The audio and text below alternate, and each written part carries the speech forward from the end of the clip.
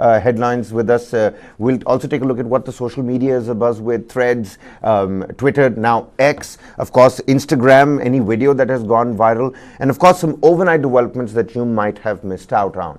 Why we do this is, well, of course, to break the barriers of the newsroom and let the viewers come in, let you become the editor and part of this editorial meet. If there's something that you'd like for us to do, bring you a balanced, discourse, a nuanced perspective on certain stories, then you can get down in the comment sections and let us know. A very good morning to you, Pankaj. What does the day look like? I mean, we've got a plethora of stories to cover, and we will take those stories to the viewers as well. But right at the outset, what does the day look like? I mean, from what I'm looking at, the opposition bringing a no trust motion, the speaker admitting to the fact that the Congress notice was in fact admitted, and he's soon going to fix a time and date for a debate. Yesterday, when the new Pragati Maidan was being inaugurated, the Prime Minister said something about India's economy in the third quarter, and that is something that's on the front page of various newspapers. It says our third term will see India in the top 3 economies. Apart from that, you've got the Lok Sabha that has passed that contentious forest bill also. What land is going to be used from the forest cover for strategic needs? No green knot that is needed nearer to the border areas. That is something that we're going to look at. Manipur continues to be our focus, Pankaj. Fresh, violence that is being reported this time around nearer to the Myanmar border as well. Lots of top news that we're going to look at. The Mediterranean wildfires, 40 people dead over there. What's really happening in Greece, in Niger? The army and the soldiers have appeared on TV and said that they've overthrown the president. So it's another coup. I mean, after Sudan and the infighting over there, we've got Niger right now that's facing these kind of problems. But right at the outset, over to you, Pankaj. What newspapers are you reading over there, and what are the top headlines that you're taking a look at? Well, Kabir, good morning. Hope this morning is better than last one. Last morning, obviously, it rained. This morning, it's bright and sunny. Looks like, obviously, going to be a hot day today. But as far as the news sector is concerned, then yes, there are a lot of things that would keep us on our toes. No trust motion against the Modi government that was discussed yesterday. Obviously, a date would be set. How does the opposition fare remains to be seen, with around 140 odd seats to their names, 60 of them non-aligned with any other party. So let's see whether BJP can tide this over or not. Manipur violence, yes, 15 houses have been torched. YSRCP backing the NDA on Delhi bill. All right, that's also an important piece of information. Even as the numbers are now really even in the Rajya Sabha, Pankaj, you've got the YSRCP over there, and even as the BRS has come out and submitted their own motion for no confidence in the Lok Sabha. What do you want to talk about first? Do you want to talk about Manipur, or do you want to talk about the ripple effect of Manipur in the parliament? Well, both Manipur and the parliament are intertwined, I would say, Kabir. And, there is no way that we could not mention one or the other discussing either of them. So speaking about the no confidence motion that the government is set to face, obviously, yesterday we saw Birla, the Lok Sabha speaker, saying that it needs to have a date and time stuck to it. So, yes, I mean, fancying the chances of putting a no confidence motion, how strong the opposition contention would be, that remains to be seen, because around 330 odd seats, is what the BJP and NDA alliance have. Roughly 140 plus 60 others, takes it to 200. And also, if you take a look at it with a few fence sitters like BJD or YSRCP, which more likely are likely to side with the government, with the BJP. So doesn't look like it would be a successful stint. But yes, to make the Prime Minister accountable, to elicit response from him, this is what the opposition has resorted to as of now. And there have been other attempts also in the past. This is the second no confidence motion that the Modi government would be facing. The last time around in 2018, right? Last time around 2018, TDP was the party which had brought the no confidence motion. But how ironic, Pankaj, how ironic. Now you've got Pawan Kalyan who's saying, let's try and bring TDP back into the NDA fold. Anything for the number game, right?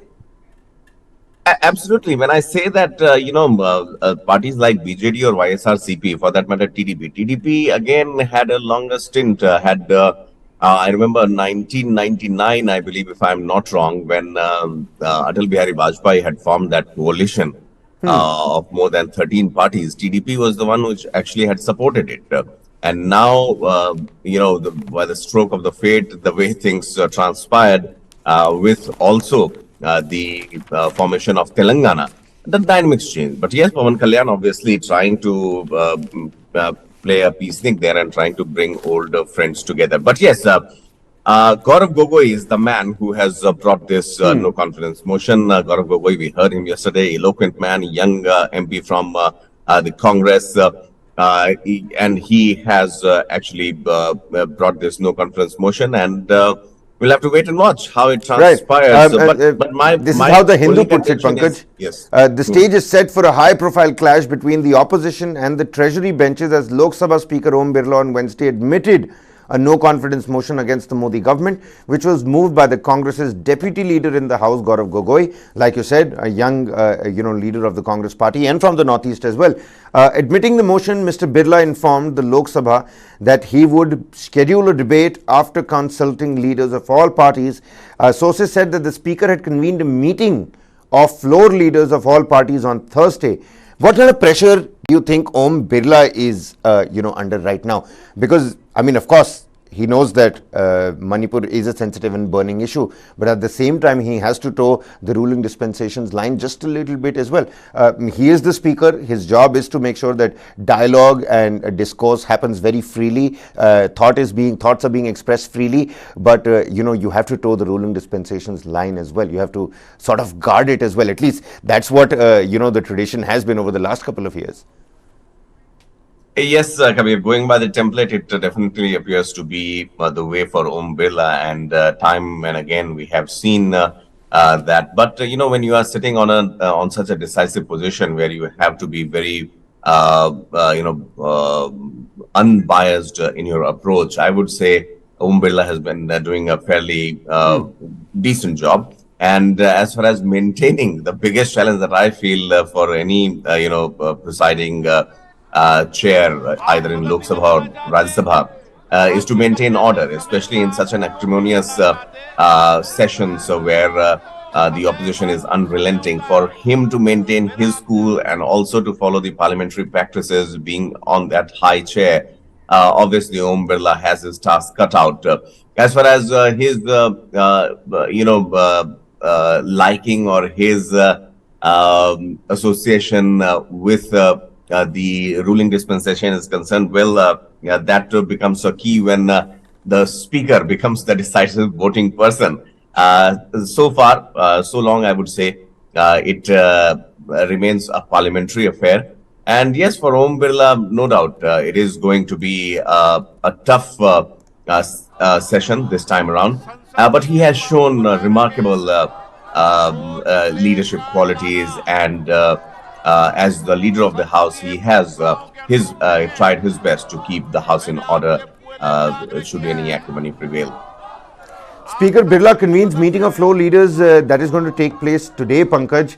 Congress's deputy leader Gaurav Gogoi has moved this no confidence motion, but you also have the Bharat Rashtra Samiti that has also tabled this no confidence motion. They all want the Prime Minister to speak on the Manipur situation. From what you've been seeing, happening in Manipur over the last 80 odd days, what you've been seeing happening inside the Parliament ever since the monsoon session began, what do you expect? Do you think the debate is going to happen? And I'm not even talking about Rule 176 or Rule 267 here. Do you think the PM statement is going to come first, or is it going to be the debate that's going to take place first?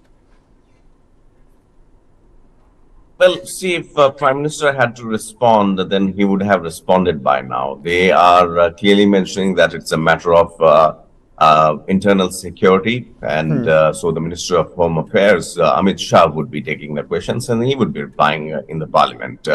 As far as this no confidence motion is concerned, I don't think it is going to get much, of a favorable outcome as far as the opposition is concerned. Yes, as to look at how the monsoon session has transpired so far, and how the situation has been going from bad to worse in Manipur. Both of the situations are not helping. And needless to say, with each passing day, as Manipur uh, springs more surprises, as far as the stories of atrocities and houses burning and women being, attacked is concerned.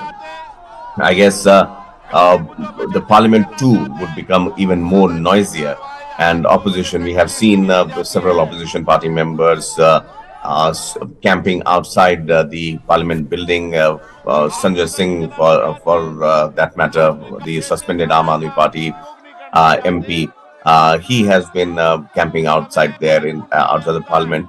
So I think the BJP is obviously up to a stiff challenge as of now, and the India bloc, the newly formed India bloc, is basically trying every trick in the book to corner the government, to corner the prime minister, and get him to answer to the parliament on the issue of Manipur. Well, all right, Pankaj, we'll have to wait and find out as to what happens in the parliament today. How soon will Om Birla be setting up this, this date and time, scheduling this particular debate? That is going to be of grave significance, and it is going to be interesting to see how long will this be delayed. I mean, we're already looking at the second week of the monsoon session of, this time around. The parliament proceedings haven't really gone on at all. It's going to be a second week of no work in the parliament at all. And people outside at chai ki tapris, at, various, haunts that people frequent are only talking about how they're wasting the taxpayers' money. So much of electricity is being used. People are more concerned about the food that they're not eating when it is being cooked over there. And I think the only person who's making complete use of parliament, facilities is Aam Aadmi Party Rajya Sabha member of parliament Sanjay Singh, who it seems hasn't really moved from the parliament premises. And kudos to him. He's been raising the right kind of voice. It rained so much yesterday. He was still there. He was still there. Hats off to him, certainly. And it's not even like, I mean, I'm sure that people and the helps there inside the parliament premises, they might also have felt a little bit bad for Sanjay Singh. That's why you could always see him holding a cup of tea also. They must have served him the tea at the right time. But let's shift our focus, because you rightly pointed out, you can't speak about only the parliament or what's happening in Manipur in complete isolation. The ripple effects are clear. We've seen how from the northeast it has traveled to the national capital. In Manipur, Pankaj, yet again, people talk about reconciliation, people will talk about socio-economic fault lines, people will talk about how positive steps are being made, progressive steps are being taken. See, accommodation is being made. Look, we've got so many guns that have been recovered. Are you kidding me? Another 15 houses that have been burnt. Another cross, firing, exchange of bullets, this time around near the Myanmar border. And the army men continue to say that the army's job is not to protect law and order of the state. The army's job is to protect the country. It is the police and the local administration's job to protect the law and order in the state. But what essentially is happening on ground is it's mind-boggling. Another 15 houses that have been torched, and another slew of violence that is erupted over there. 15 houses that were torched, fresh clashes that have been reported, and flesh violence. I mean, I misplaced that particular word, but flesh violence is also something that's happening over there.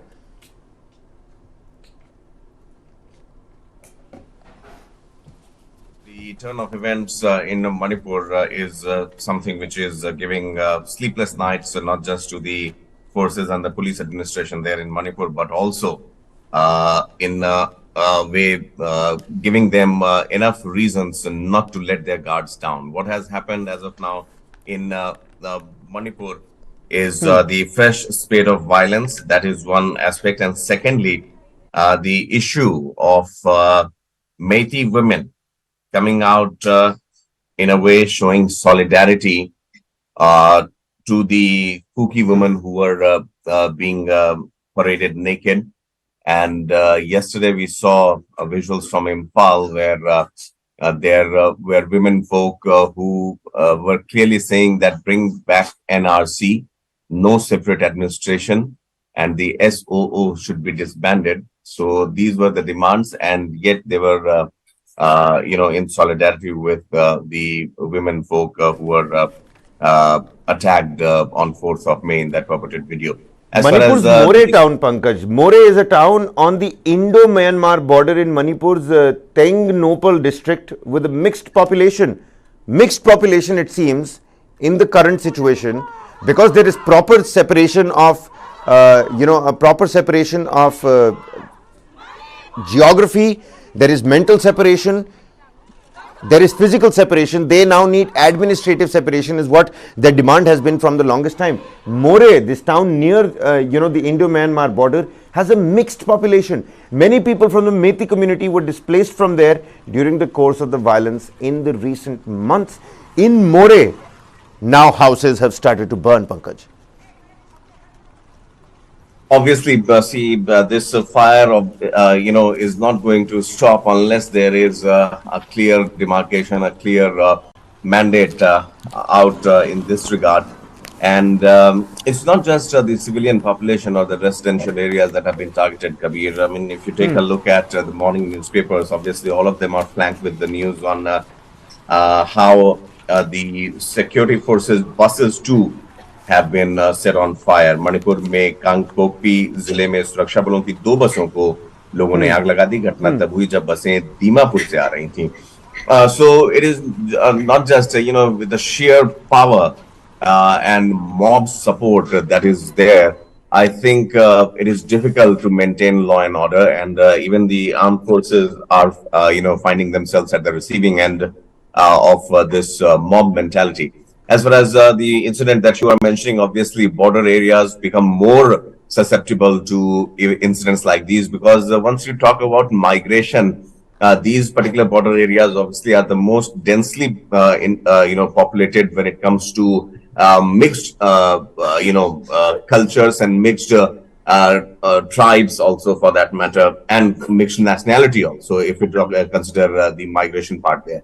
So in that regard, I think it is not just pertinent but also very important for the administration to take a very holistic view of the overall situation, and not just restricted to Imphal or the affected areas of Churachandpur, but also to the border areas like More, as you mentioned. This Indian Express copy that I'm reading also says that before this, another incident had taken place at the Sapur Mena in Kangpokpi district, in which 2 buses that you're talking about, used by the security forces to transport personnel, were torched by a mob. Pankaj, security forces being targeted. Union ministers' houses have been set ablaze. The convoy of a DGP level officer has been attacked. The Indian Army personnel are forced to go back to where they come from, and now security buses are being set ablaze. Is there any point of return in Manipur? Well, Kabir, if you ask me very honestly, I would say not in the near future, and not with the kind of proceedings we are seeing. If we cannot discuss, if we cannot, address the elephant in the room in the highest seats of power in New Delhi, in the parliament, and sheer politics being played over it, that who should blink first, who should respond, I think, it is not going to go anywhere. I'm not playing any blame game here, whether the opposition is responsible or the government is responsible for not discussing it, because that is a kind of fix that I think obviously is only being done to get. Do you think discussion in the parliament is going to, help put balms on the sorrows and the pain and the wounds of the people back in Manipur? And also the chief minister stepping down, isn't that going to become like a headless chicken sort of a situation? Don't you need your chief minister? Well, again, chief ministers stepping down would, I would say, not just be a decision that would be done on political lines, because he has failed to perform supposedly in the eyes of the majority of the Manipuris, or for that matter, he has failed to deliver or maintain law and order. Political aspect of it, only the BJP and the opposition would know. But as far as the performance aspect is concerned, as far as the delicate situation in the state of Manipur is concerned, that way the decision should be based on that. If removing a chief minister who has there been in power for the last 1.5 years, whether it makes Manipur more vulnerable to not just external aggression but also to internal rift, will that be the case? Will that also impact BJP's fortunes in the upcoming elections in neighboring states? That's one aspect. Thirdly, how would Biren Singh take it? All those aspects are there. But yes, a separate administration, a removal of the chief minister would happen only when the issue is being talked nationally, and when things are raised in the parliament, it makes it to the morning newspapers. It reaches to the corners, the remotest corners of the country through live broadcast. Through several medium, including Doordarshan, which broadcasts the proceedings of the House on a regular basis. So that way, the impact is palpable. People get to know about it. So it's very important as of now that Manipur finds a very decent and elaborate mention in the parliamentary proceedings, and not just celebrating, the Northeast and giving away some awards to a few deserving people is what Northeast needs as of now. It needs a very closer look about the tribal issues, about the land distribution issues, about the border aspect of it, whether the border villages, how we are going to handle that situation. All those things need mention, and obviously parliamentary records stay for a very long time. People refer to them time and again. So that acts as a checks and balance and a reference point for the future generations also to come. Well, I mean, every time I move on from the topic of Manipur, every, other morning, it just pains my heart to see that not a lot of, great strides are being made over there. And, the kind of ground reports that we're getting from there, Pankaj, the sophistication of their weaponry, they know exactly how far the other camp is. They're using binoculars. They have night vision, paraphernalia. They also have the right kind of Kevlar and bulletproof jackets. And let's not even go near the guns, because makeshift mortars to sophisticated AK-47s. We've seen visuals of both of these, and this is complete sophisticated guerrilla warfare at its, prime in Manipur. Oh yes, Kabir. I mean, ask me about it. The kind of weaponry that both the sides, I would say, if we consider that there are two sides as of now at play, and the third one being the armed forces and the police.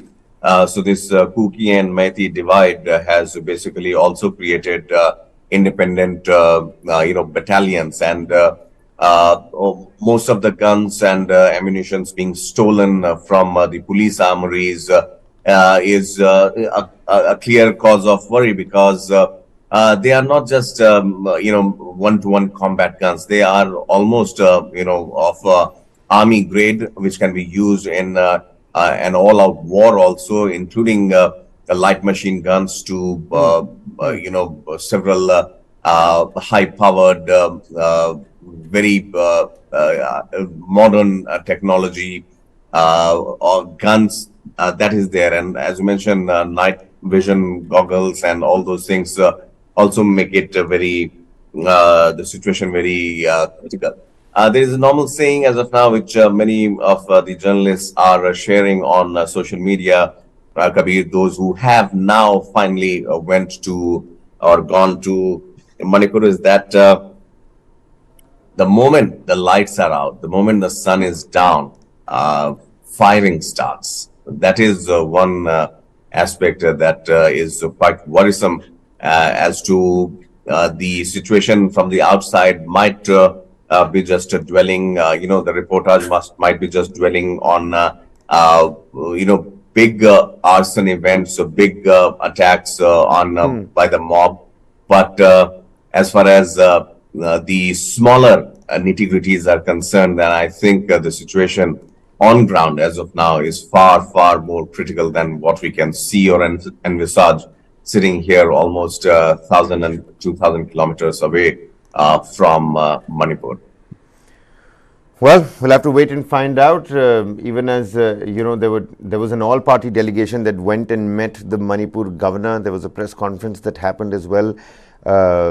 What's going to happen next in Manipur is, quite frankly, anybody's guess, because the visuals that you're seeing on your screens, ladies and gentlemen, that's the situation right now. Open warfare, sophisticated weaponry out there in the open. I was hearing a particular conversation between the Mira Paibis and the army personnel, and the Mira Paibis is categorically asking the army personnel that how were you able to complete the entire combing operation in just 10 minutes? This is unsuccessful. We're not happy with this combing operation. You couldn't find any militant, any terrorist out in the forest area, and you're done with the combing operation in 10 minutes. The army personnel at a loss of words.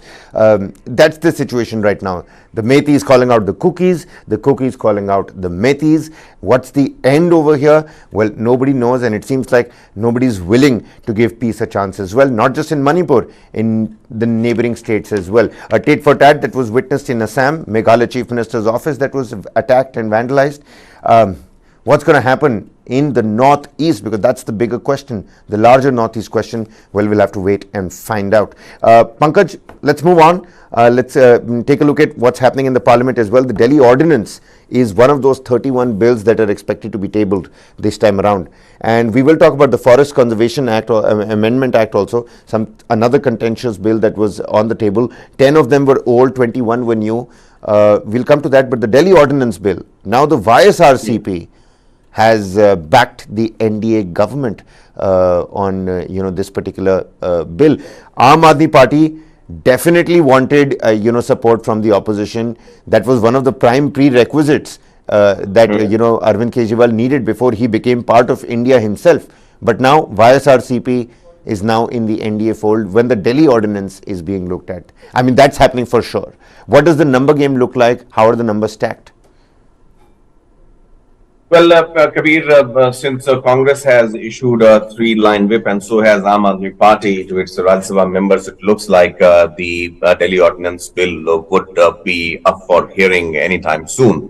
And as far as the numbers are concerned, we saw, Arvind Kejriwal earlier this month and in June as well, making desperate jaunts to different states and trying to convince opposition members to support rather to oppose the NDA, the BJP's Delhi bill ordinance. And as far as the numbers are concerned, it still looks like a tough battle, an uphill task for Aam Aadmi Party. But looks like barring the fence sitters and barring parties like YSRCP, Aam Aadmi Party with the tacit support of the Congress could just manage to ward off this ordinance that is hanging over Delhi and its administrative workings. So in that regard, I would say there are possibilities of a very tough, tight contest, and Aam Aadmi Party would try to elicit last-minute support also from as many members as possible. And crucial bills also lined up. Yesterday we saw the use of forest land for strategic purposes. That bill was passed, something that could assume a lot of significance. We'll have to look at how the tribals respond to it, because forests, obviously, whether they are inhabiting someone, needs to be taken a good look at. But Pankaj, it's not like all of Andhra Pradesh has decided for itself. Andhra Pradesh has two prime parties, the other one being the TDP, and the TDP right now has not really come out either in support or against the NDA, has not yet made its decision on the issue public. Do you think that's going to be a significant development if the TDP decides to go against the NDA, essentially, putting it out there that Andhra Pradesh doesn't decide unanimously? Well, I have my doubts whether TDP would choose to go against the government here, because I remember, Kabir, in the beginning of the show when we mentioned that there is Pawan Kalyan factor that is very much there and is trying to bring the TDP, Chandrababu Naidu's party, closer to the BJP. Obviously, Pawan Kalyan poses a risk to both YSRCP and TDP because the kind of popularity he has, the kind of proximity with the NDAs. There we saw him at the NDA meeting also the other day in New Delhi when the opposition was meeting in Bangalore, the India bloc. So for TDP, it is very important as of now to weigh in on its chances. And on this bill, which is very Delhi-centric, whether TDP would want to burn its bridges with the BJP, I have my doubts on that. It might stay neutral. That is possible, very much possible. But as far as this particular bill is concerned, it would be difficult. And when we're looking at the no confidence vote here, Pankaj, the YSRCP's stand over there is also going to be that of supporting the NDA. Again, the TDP has not made its opinion public. What's your take on that? Yes, TDP as of now hasn't, opened its card as far as the no confidence vote is concerned. And it has all the good reasons, as I said, because on one hand, this rising India bloc obviously is slowly but surely gaining momentum. In the days to come also, we heard Stalin yesterday very triumphantly saying that the India bloc is going to perform well, and that is the way to go to. So down south, obviously, the dynamics are pretty independent of both the BJP and Congress. There are regional parties who are at play and those who hold the sway also. For TDP, obviously, it is struggling to find its feet. There were some internal differences also. There is a Pawan Kalyan factor. Then there is a young Jagan Mohan who is at the helm of affairs as of now, who seems to have the public sentiments and the public support altogether. So for TDP to actually once again spring into the market and get into the groove, I think the safest way, the safest bet is to go with the ruling dispensation and not actually rub it the wrong way, because obviously with Andhra Pradesh also, TDP's fortunes there, it appears that it is going to be more in the opposition rather in the power.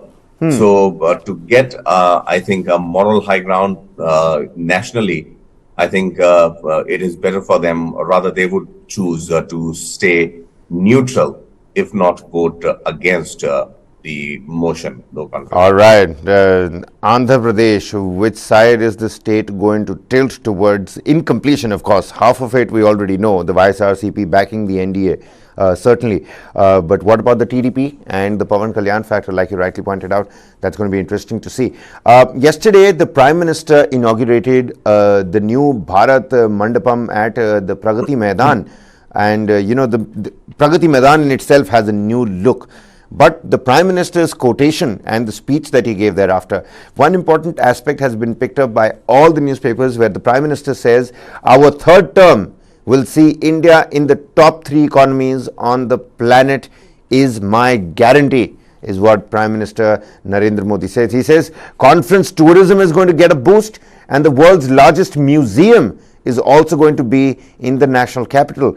I mean, the Prime Minister performed Havan at the inauguration of the IECC complex at Pragati Maidan, and after that, that particular speech went out. I'd give it to the Prime Minister. He knows his photo optics for sure. But, this statement, do you think he's, taken on more than he can chew at the moment? Our third term will see India in the top 3 economies is going to be his guarantee. Right. Well, Kabir, we have to give it to the Prime Minister and, his ways of oratory. That he did make a very promising call, a very promising statement, and almost all the newspapers have this as their headlines. The Indian Express says Our third term will see India in top 3 economies. My guarantee, says Prime Minister.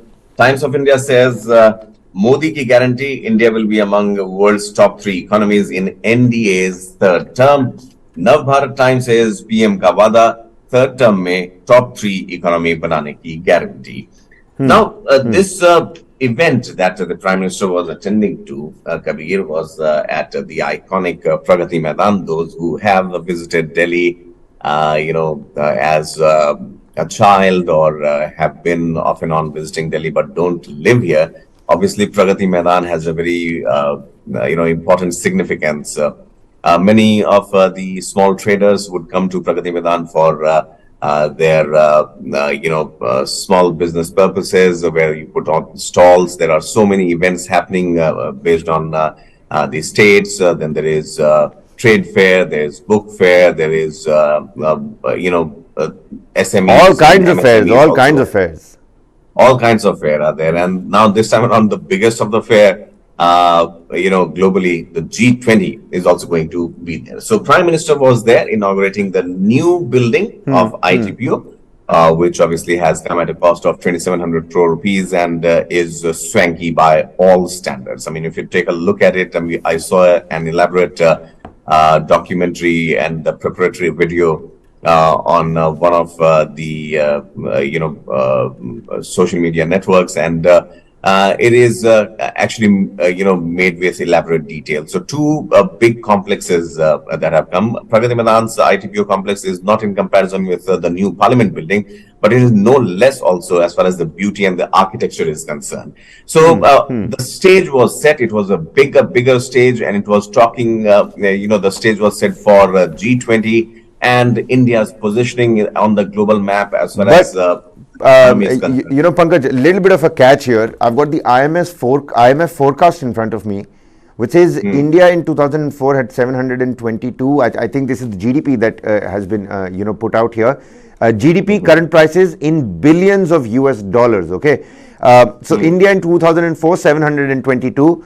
In 2014 2039. 2023 3,737, and in the year 2027 is going to be 5,153 billion US dollars.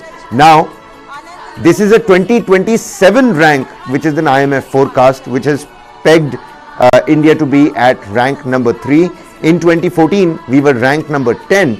It doesn't mention where we're right now, but in 2027, which seems to be the end of a potential third term for Narendra Modi. It's going to be the end of that term in 2027. I mean, I don't know if people are willing to wait for that long for, the Achhe Din to come. Well, Kabir, see, I mean, 2024 is what the Prime Minister said. And I was saying that he basically, standing from this particular stage that signifies India's economic power, the rising economic power, Prime Minister made a pitch for, to become the third largest economy in the third term, which is starting from 2024. So there are two aspects to this. First, he was obliquely mentioning that come what may, no matter what the opposition does, it's the BJP government that is coming back to power in 2024. 1 year almost, are left for the elections to happen, or less than 1 year. But this confidence obviously made this particular event, which was a national event, into a sort of political event where the Prime Minister of the country, was patting his own back and saying that, yes, I will make the country into the top 3 in the third term, so please vote for me. That was the veiled message. Now, to make it political, obviously, you can't take it away from the ruling party as well, once again. But to touch upon the economic aspect of the country, it was, I think, a smart move when the world was watching the inauguration of this colorful center. So for Prime Minister Modi making reference that economy would be stronger only boosts the other players, only boosts the India Inc. to have faith in the polity of the country, and that it's a win-win proposition for both the government and the business houses. Well, absolutely. I'm just going to read a couple of lines here, because the world's largest museum is also said to be in Delhi. That is going to attract another set of eyeballs, Pankaj. Conference tourism is going to get a boost. Pragati Maidan has that kind of a vibe that, you'd have those, like you pointed out, not just book fairs, but other architecture and design and innovation fairs in Pragati Maidan as well. But the world's largest museum to be in the national capital, that's something that everybody is going to like.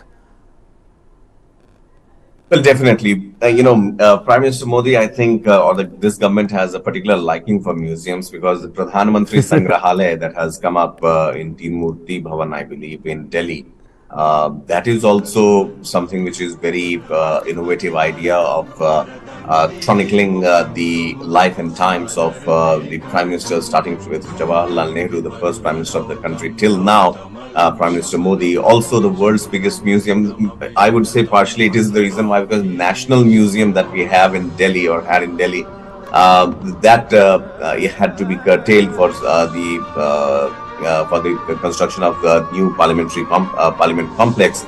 Hence, a bigger museum, which I think by all standards is the biggest in the world, would be coming up. The only thing I was wondering that, what all would be on display, because right from the times, of Mohenjo-daro to, the Mughals, to the pre-colonial, then post-colonial history, everything. The dinosaur so bones, surprising. that we see in the quite iconic and classic, the quite iconic and classic museum in New York. You see that big, T-Rex bone structure kept over there. Maybe something like that happens in the national capital as well. If you want for to your take a daughter to look at go and that, see as well, Pankaj. if you want to take a look at that, Kabir, you can visit the National Science Museum, which is right next to this Pragati Maidan's ITPO. They have these structures for kids. Not as big as the one in New York. I know I've been to the National Science Museum, and I absolutely adore the way the architecture has been done, even as we're showing what the new Pragati Maidan complex is going to look like. The National Science Museum is, state of the art. It's actually top notch. You've got divisions. Cut through floors and different rooms. It's actually a learning lesson just, walking through the National Science Museum here in the national capital. If you haven't been, ladies and gentlemen, do give that a shot for sure. So conference tourism to get a boost. Our third term, Prime Minister Narendra Modi's third term, which means that he's confident that he's coming back to power in 2024. Even as he inaugurates the Bharat Mandapam at the Pragati Maidan, he says that India is going to be the top 3 economies. This is the Prime Minister's guarantee, ladies and gentlemen. All right, Pankaj, let's move on. The Enforcement Directorate, the Central Bureau of Investigation, all the central agencies, they have been under question for sure. Not for the first time, but over the last couple of years, the opposition has been raising this alarm that, the central agencies are being misused. That needs to, something needs to happen on that front. Now, the ED chief's tenure extension, that particular plea is again doing the rounds in the courtroom. How does this impact the opposition's bid and the questioning over the central agencies and the Enforcement Directorate's work that it's been doing over the last half a decade or so? Well, Kabir, if we talk about the bigger picture of the use or the misuse, the abuse of the central probing agencies and central agencies by the ruling government, then this is not new, that many would be claiming is happening in this particular governance of Prime Minister Modi. Earlier also, when the Congress was in power, we have had instances and claims that clearly said that the central probe agencies are being misused. As far as the immediate issue is concerned, is that of Central going to the Supreme Court seeking the extension of the Enforcement Directorate Chief. And that is something Sanjay Kumar Mishra, who is the man in the center of this whole controversy. The government basically has moved the Supreme Court with a fresh application Wait a minute, Pankaj. seeking Wait a minute. Let's tell the viewers what the controversy actually is. Sanjay Kumar Mishra, we know, is right in the center of this. But what is actually the controversy? The Supreme Court last time around said that it is illegal to grant 2 successive tenure extensions, 1 year each, in the case of Mr. Sanjay here. Is this the controversy? Yes, this is the controversy, Kabir. So basically, the government going to Supreme Court is on the basis of this. So because on July 11th, remember, the Supreme Court had said that the third extension to Sanjay Kumar Mishra's tenure as the Enforcement Directorate, ED chief, was illegal and it was in violation of its judgment in 2021. So the government said, okay, fine, they had time to July 31st, which is coming in next 4 days, but the government is not ready as of now. So they want an extension, not for a year or so, but for a few months. And that's why the government has moved Supreme Court asking for the extension to be done till the month of October, I presume. And that particular hearing case is in the court. Now, why does it matter? Because obviously many would say that obviously the opposition and the general people alike would say that, hey, look, I mean, there is a man who is the head of Enforcement Directorate, which falls under the Ministry of Finance, but has been oft used against the opposition members to clamp down on them, or maybe as it is being viewed to cut them to size. So why is it that a man who has got 2 extensions already, the third extension, why it is being sought? So that shows, some sort of hand in glove scenario for the government and this particular IRS officer, 1984 batch IRS officer. So in that regard, going by the book, the third extension was called illegal, but the government as of now, I don't think can or will change it. So that's why another extension has been sought. And this in a way gives impetus to the fact that the government is pretty much reliant on bodies like ED or CBI to actually have their way when it comes to opposition matters. Well, so a bench of justices B.R. Gavai, Vikram Nath and Sanjay Karol had said, in view of the peer review being conducted by the Financial Action Task Force this year, and to enable smooth transition, Mishra's tenure will be till the 31st of July. Now, the 1984 batch IRS officer was otherwise to remain in office till November 18th this year, according to the notification issued by the government. But it seems like Mishra's tenure will be till July 31st. This after, a review that was conducted by the Financial Action Task Force. Even Tushar Mehta, speaking to the bench, said that, an urgent listing must happen because we better hear this matter before the 28th of July. And it's the 27th today, and about 3 p.m. today, 3:30 p.m. today, the matter has been listed. The item number I'm not too sure of, but it is going to be taken up today. The Supreme Court has already called it illegal. The FATF has taken its own action. The tenure has been curtailed till the 31st of July, which was supposed to go on till November 18 this year. And already this is going to be the third extension right now. Why does Tushar Mehta say that it's an urgent matter and it's of grave significance that we hear this? Well, we'll find out today. Meanwhile, viewers, get down in the comment section and help us understand what's your take on the ED chief's tenure extension over here. Pankaj, let's quickly move on. We've got lots of stories to cover over here. Let's come to the Lok Sabha passing the bill to let forest land be used as per strategic needs. There is no green nod that is needed for forest land to be used near the borders. And people have been saying for the longest time that this is a very controversial bill, this is very contentious. Tomorrow you will get up and say, you know what, this forest land is not actually forest, we need this, you'll cut down trees. And tomorrow you'll say, that area is not a forest land and we need it, you'll cut down trees over there. There is a green cover diversion that is explained here on the Indian Express. It says about 41 lakh hectares of forest land were cleared for non-forest purposes between 1951 and 1976 as per the government data. In the last 43 years since the law, about 9.83 lakh hectares were diverted. What's going to happen next? Well, Kabir, using your land for strategic purposes, for land development, or using it for railways and other aspects is good. But for a country like India, which obviously is a developing economy, and there is all the need to actually explore and expand further. But if it that is at the cost of nature, I mean, whether I'm not very sure whether this use for strategic purposes means cutting down of the trees or not. I mean, that can be something which is needs more clarity. But the kind of weather patterns we are seeing these days, the kind of weather changes, floods to excessive heat to excessive cold in most parts of the country and excessive rain. I think not just India, but any other country in the world can ill afford to actually have even an extra tree being cut as of now. Let alone the whole forests.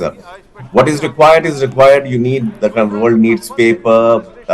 Kids need pencils. So obviously,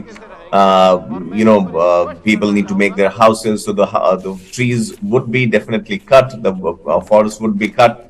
But that is done in a very planned manner also. At times, these trees are planted only in order only to be cut to be used as furniture and other purposes.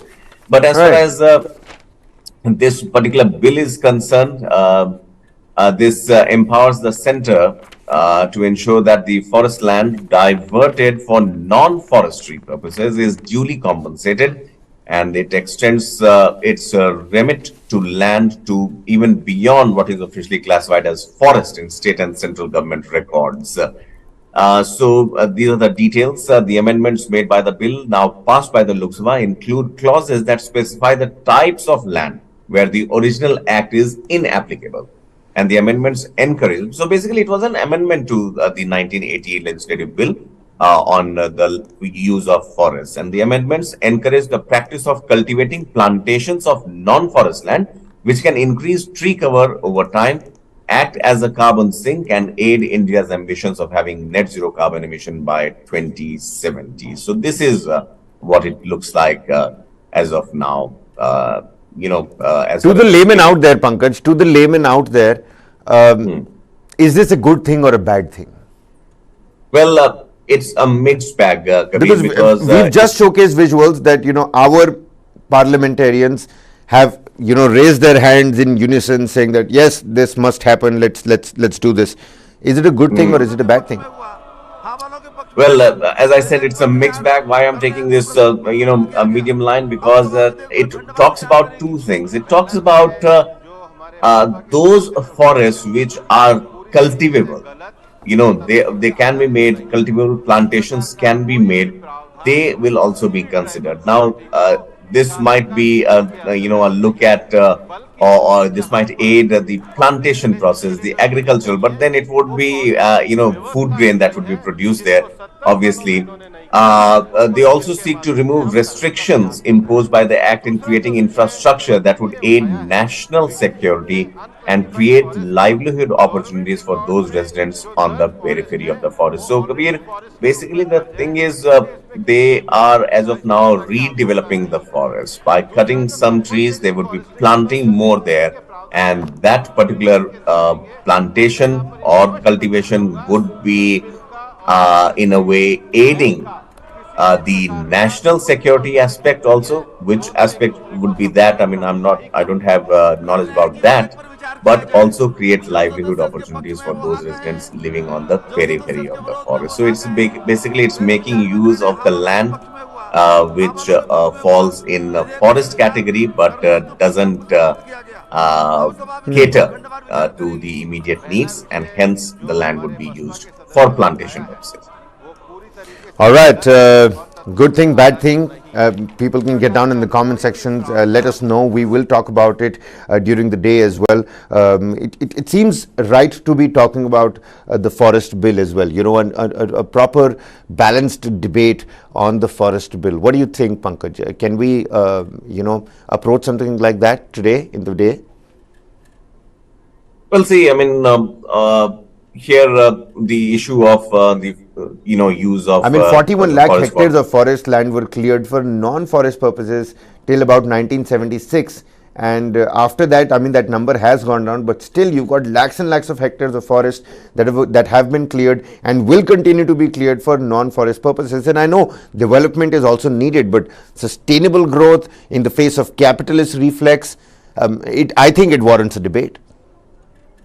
Well, it does, because see what this bill does, barring the fact that how it treats the forest, what it does is it basically clears the track for any government to actually get a land cleared or a forest cleared for developmental purposes, like laying of railway lines, construction of roads, or other projects which are strategic to India's international borders, to national security. So it won't require any sort of clearance if this if this bill becomes the law, which it has actually. And basically, it's an amendment to the Forest Conservation Act of 1980, as I mentioned earlier. And the infrastructure development on these forest areas would be done. Now, it won't. The governments won't require any clearance from the parliament. It was mandatory till now that if you are working like the RA forest, if you remember in Mumbai, Kabir, there was a lot of commotion on whether a metro train shed should be made there or not, and that was stuck in the Supreme Court. The clearance never came through. RA forest, some of the trees were cut, but in Mumbai, with the tacit support of several bodies, NGOs in Mumbai, it still hasn't reached any conclusion. So this is the kind of, basically the government is removing that red tapeism from there. And if the government feels that, yes, we have to make a road from here to here, we have to make some bridges, then the clearance of that forest won't need any clearance from the parliament. That's the bottom line here.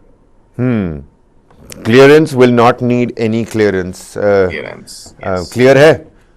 But clear है. सरकार के लिए तो clear है. सरकार के लिए clear है, लेकिन क्या यहाँ पे सरोकार है या नहीं है, क्या वो क्लैरिटी है, उस पर अभी क्लैरिटी नहीं है Pankaj. And that's going to be little problematic because you see the Lok Sabha unanimously passing a bill. The people should know and understand what this bill is about. People who are living in cities and metropolitans don't know what a forest cover is, don't know the benefits or the advantages, the consequences, implications of living near a forest cover. Sometimes you'll chance upon the wildebeest. Sometimes you'll take berries back home. But the thing is that we need our forest cover. We've got some reaction also. Let's quickly play out that reaction and we'll move on, Pankaj. पहला विषय जो हमारे बसपा के सदस्य ने उठाया है वो पूरी तरीके से गलत और तथ्यों पे आधारित नहीं है. इस प्रकार का कोई भी प्रावधान किसी भी ट्राइबल कम्युनिटी को निकालने का इस बिल के अंतर्गत नहीं है, बल्कि जहां पर पब्लिक प्लेसेस के लिए जो चीज़ें चाहिए वो पहुंचाने की व्यवस्था की गई है, जिसको 70 सालों में इन्होंने नहीं किया, उसको इस बिल के माध्यम से हम करने का प्रयास कर रहे हैं. दूसरा जो विषय भर्तरी जी ने उठाया है, विशेष रूप से अनक्लासिफाइड फॉरेस्ट का, गवर्नमेंट रिकॉर्ड में जो दर्ज फॉरेस्ट है वो ऑलरेडी फॉरेस्ट के रूप में दर्ज है, इसलिए इसमें किसी भी प्रकार की अस्पष्टता की आवश्यकता नहीं है. दूसरा जो कंपनसेटरी फॉरेस्टेशन और जो एनपीवी के प्रावधान है वो पूरी तरीके से रहेंगे. और मैं यहाँ पर ये स्पष्ट करना चाहूँगा, इस बिल का और फॉरेस्ट राइट एक्ट का किसी भी प्रकार का कोई कॉन्ट्रडिक्शन नहीं है, दोनों एक दूसरे को सप्लीमेंट करने का ही काम करेंगे. प्रश्न है कि विधेयक पर विचार किया जाए. जो सदस्य इसके पक्ष में वो हाँ कहें, जो सदस्य इसके विरोध में वो ना कहें. मेरे विचार में निर्णय हाँ वालों के पक्ष में हुआ, हाँ वालों के पक्ष में हुआ. विधेयक पर विचार करने हेतु प्रस्ताव को स्वीकृत किया गया. अब सभा विधेयक पर खंडवार विचार करेगी. तो पंकज, आपके विचार में निर्णय किसके पक्ष में हुआ? पक्ष में तो खैर सरकार के ही हुआ, but this also implies on the subsequent governments also. And again, as we discussed this, I was going through the Indian Express article here. It also mentions, Kabir, again, if you look at the bigger picture, I think there is more to it than meets the eye. Government's stand on national security has been very definite, and it is very pronounced also when it comes to matters of border security. We spoke about border villages. No matter there are threats from Myanmar when with a delicate situation in Manipur. While that is not finding resonance in the parliament the way it should have, but yes, here we have a government which talks about developing border villages, model villages along the borders. Likewise, this forest bill, Forest Conservation Act of 1980, which has been now amended, it talks about using the forest land 100 kilometers from the international borders, which is a huge distance, which is a huge swath of land. But this bill applies on those lands which are 100 kilometers from the international border, up to 100 kilometers. Now, obviously, the government has made it clear, and it would be again used and discussed as India's strategy to keep its borders safe. But what kind of impact will it have on the tribals? That is something that big question. Be, looked at. Whether people would want to let go of their land being used. We have issues of Naxals, not very prominent now, but if you take a look at central India, be it Jharkhand, Chhattisgarh, Maharashtra, Andhra Pradesh, Odisha, all of them have a very dense population living and dependent on these forests. So how would it work, needs to be seen. And if the government doesn't need any sort of discussion or clearance, then I think this, in a way, takes away the rights from those native residents of that particular forest or that particular forest area on how that land is used where they have been living for ages now. Right. Absolutely. Pertinent points that you've raised there, Pankaj. Let's quickly talk about our moon mission that is clearly relaxing up there in space. Chandrayaan 3. It's in the orbital parking is what I've learned, and the next firing is going to take place on the 1st of August. Just to give the viewers a little bit of a Chandrayaan update, it's India's moon mission bid to become only the 4th nation on this planet to successfully attempt a soft landing on the moon, on the dark side of the moon, South Pole, another significant matter over there. It was India, Pankaj, and ISRO that had discovered that water on the moon's surface, but NASA takes most and major credit for it. Chandrayaan 2 did not go as per plan, at least the last and the final sector of it. This time around, everything going according to plan. We're ready for a slingshot and this insertion into the translunar trajectory. Yes, Kabir, this is something which is very critical, and the word slingshot itself, tells what is going to happen with that lander and rover. It is basically coming out of the earthbound maneuvers and is going straight away towards the moon in a lunar transfer of the trajectory, and it would be a moon-bound maneuver. So basically it is jumping from one axis to another, if we can take a look at that, and with a reduced gravity by 6 times. 1/6 is the gravity that is experienced on the moon. Right. Obviously, when this Chandrayaan would be heading into a different trajectory altogether, the slingshot, that would be something which needs to be clearly monitored. And after that, once Chandrayaan reaches the moon, I can only imagine what it's going to look like, what the day is going to look like when we finally learn that it has successfully soft landed on the moon, on the lunar surface. It's going to be a festival-like scenario and vibe. It's going to be so electric. Of course, the Prime Minister is going to come out and congratulate the Indian Space Research Organization and several other ministers that are related to the entire project and prospect. But the happiness, the pride oozing from all Indian chests, that's going to be a spectacle to behold. Definitely, Kabir. 31st of July is Monday, okay? So 31st of July, as the day would end at 12 o'clock at night, from there on till between midnight and 1 a.m. on 1st of August.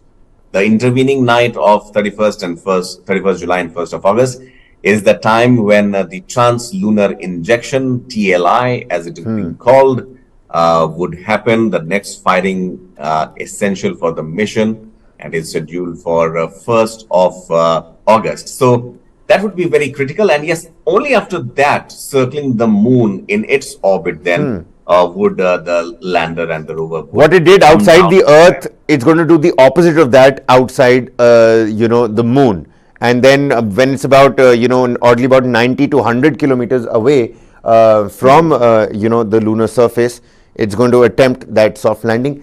Fingers have certainly crossed, but so far so good.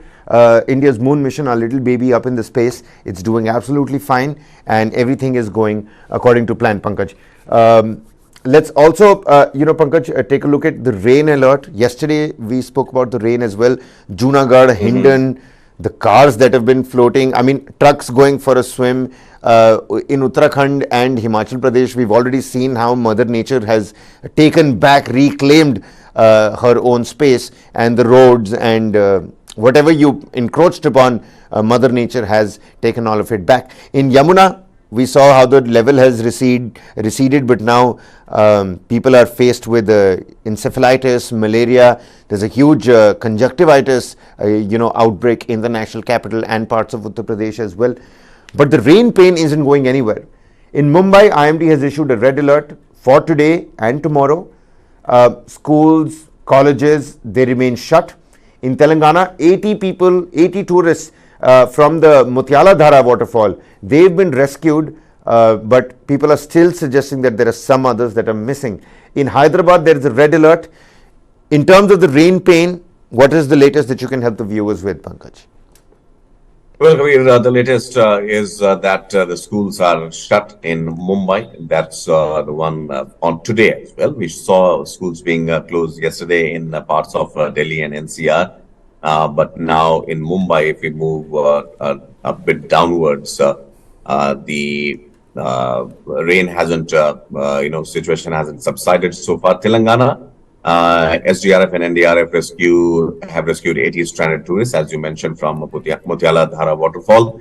That's another development. In Telangana itself, water flowing over part of NH 163 bridge in Mulugu. That is something unfortunate sight to behold, though.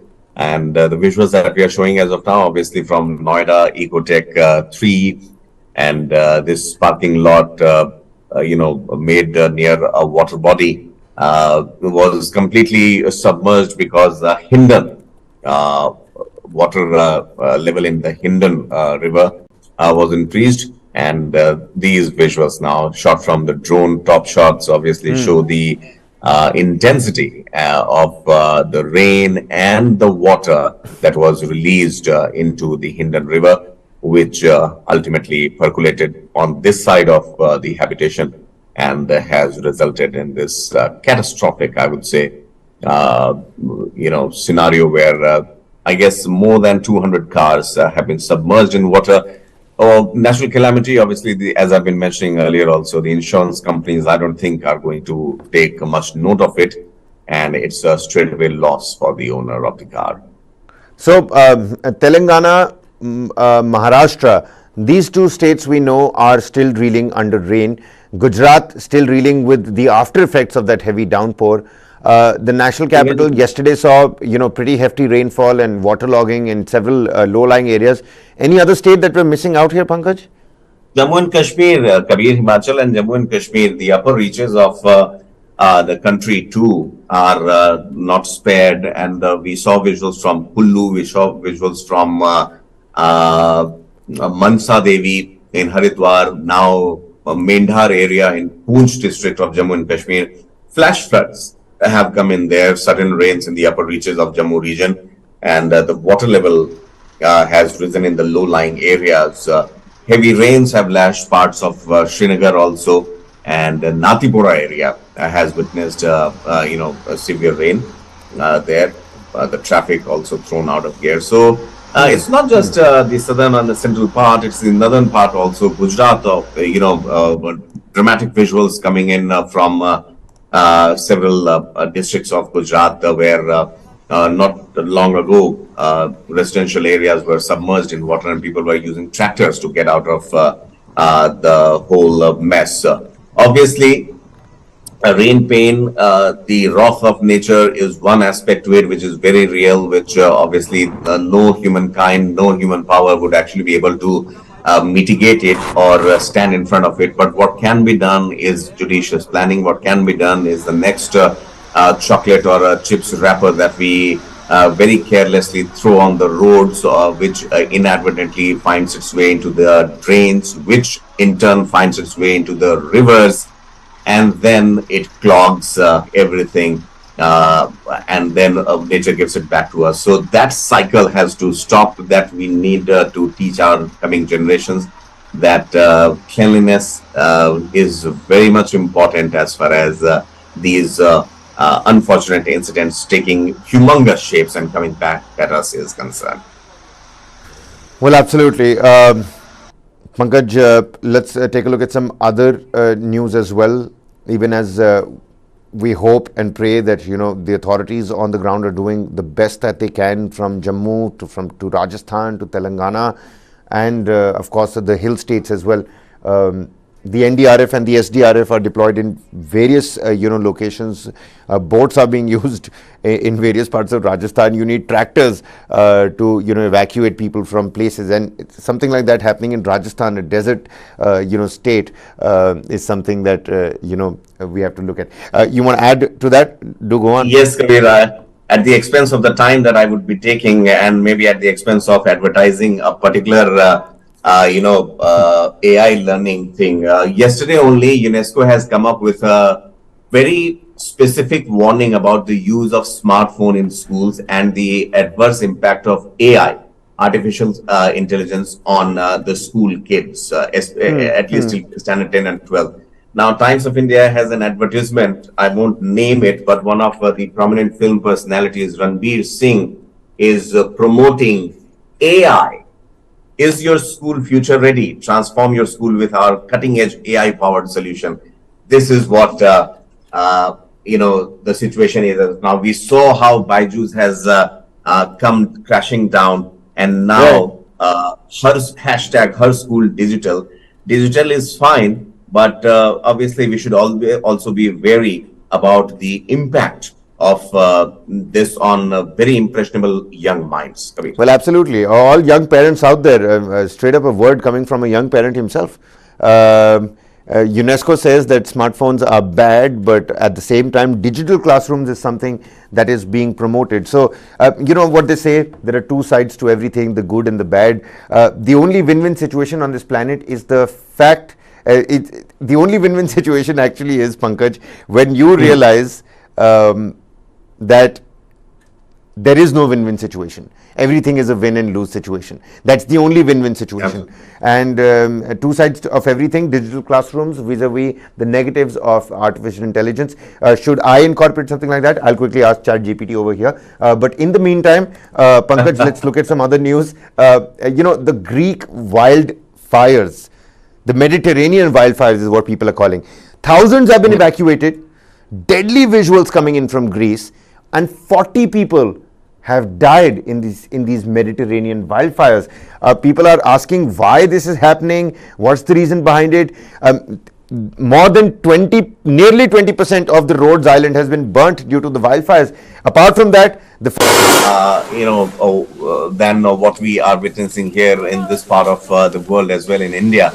But as far as Greece is concerned, the first thing that you mentioned, people might be or might not be able to place where Greece is on the world map, but the very mention of Greece, takes you back in history, and also, gives you a feel of a tourist destination. And so it is. While these wildfires are, battering Greece, one of the countries which has faced one of the worst economic crises, had it not been for the European Union, it would have, as of now, been, I think most of the people would have left Greece so far. But this place basically, which is run on tourism sector only. The biggest questions that are being asked these days, Kabir, is should I cancel my Greece holiday, and does the insurance cover wildfires? So people are still wanting to go to Greece. A Well, lot of people have made reservations. absolutely. and they want- I mean, Pankaj, if you look at the map and the satellite imagery of from the burnt scar, it has gone down till the coastal, the smoke from the burnt scar has gone down right till the coastal edge. And the extent of damage is immense. And when people are trying to, find out what they can do or why wildfires are so dangerous, is because with fast winds and dry plants, a wildfire can spread faster than you can run from it. That's a big fact. So even when you look coup, the president has been thrown. That's the news that's coming out. The soldiers took to the national broadcasting agency, televised a proper message to everybody in Niger and said that the president has been overthrown. It's a military coup. What's happening in Africa? Well, this Western African country, Niger, Kabir, if I am not getting it wrong. Pardon me if I'm getting it wrong. I think it's Niger, but you never know. Possibly. This act of, upturning a government, usurping a government is, again, I would say, not new to Western African countries. And why I say Western Africa, Kabir, you won't be able to fathom how far is West Africa. I mean, we talk about the wild, wild West, which is even more west than the African continent, but a bit little upwards if we talk about the Americas and the Canada and the Latin American countries. But when it comes to West Africa, Kabir, we know a handful of countries in Africa. We talk about Kenya, we talk about Ethiopia, South Africa, mostly cricket-playing nations, also some tourist destinations. So that's what we know. But when we talk about West Africa countries like, say, Burkina Faso, Niger, Mali, they are highly volatile, highly unstable countries as far as the administration is concerned. A lot depends on the foreign aid. There are countries like France, China, for that matter, controls almost half of the West Africa, where it is developing dams, electricity generating units, and whatnot, malls, residential complexes. So for a country like West Africa, like Niger, I think the army taking over the administration on a live TV and announcing that the government has been overthrown would not be done unless there is a tacit support from a third force. And Niger's President Mohamed Bazoum, he has been held by the troops from the Presidential Guard since early Wednesday, and he was promised Washington's unwavering support in call for U.S. Secretary of State Antony Blinken. United Nations Secretary General Antonio Guterres has also said that he had spoken to the president and offered the UN's full support. And Mr. Bazoum is a key Western ally in the fight against Islamic militancy in West Africa. So, Kabir, that's what I was saying. That in the name of, when we talk about, say, Nigeria, then there are, outfits like Boko Haram. Now, how come Boko Haram gets so sophisticated weapons? Because there is a faction in the government, there is a faction in the opposition with the tacit support of foreign nations, funds them to stand up against the government. So likewise, the situation has unfolded in Niger. Well, it seems like we can have a proper discussion on this, later in the day. A global lens, this could be a real great topic. Another coup in 2023, that's something we'll have to look at. Pankaj, we've completely run out of time. There's still so much to, talk about. You've got the US Fed raises interest rate by 25, basis points at a 22-year high. We'll have the business team come up right next and talk about that. And of course, before we move, shut this off, Irish singer and activist Sinead O'Connor has died at the age of 56, best known for her single Nothing Compares to You, released in 1990. I wasn't born, Pankaj, maybe you might have heard that song. So thoughts and prayers to Sinead O'Connor's family. The Irish singer dies at the age of 56. those are some archive footage of the singer, of course. But friends and family devastated at this moment at a young age of 56, and 56 seems to be, younger than most these days. Singer Sinead O'Connor is no more. The cause of death has not been made public. She was best known for her single "Nothing Compares to You." Pankaj, that's all the time we have for you. Many thanks for joining us here on this morning, today's Page One Talk. We've got the business team coming up next. 11 a.m. is our rolling coverage on Manipur, and at the same time, later on in the day, the South Indian, our special focus show on the south of India happens at 5 p.m. 7 p.m. we bring you the biggest debate of the day, and 8 p.m. under Global Lens, maybe you can expect a nuanced debate on the coup that took place in Niger in West Africa. Many thanks, Pankaj, for joining us here on the studio, on the broadcast, and that's all the time I have for you. Keep watching News 9 Live.